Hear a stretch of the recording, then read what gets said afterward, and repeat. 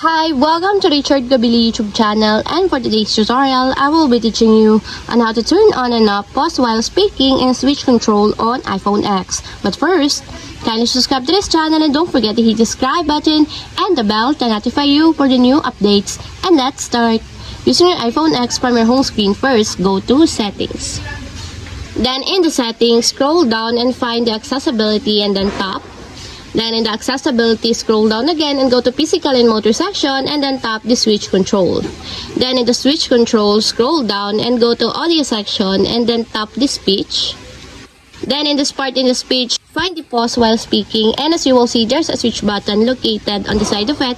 Then all you have to do is just tap it to enable until it becomes green. And if you want to disable or turn off, just tap again the switch button just like this. And that's it, we have successfully turned on and off pause while speaking and switch control on iPhone X.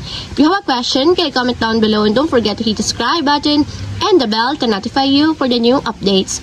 And thank you for watching!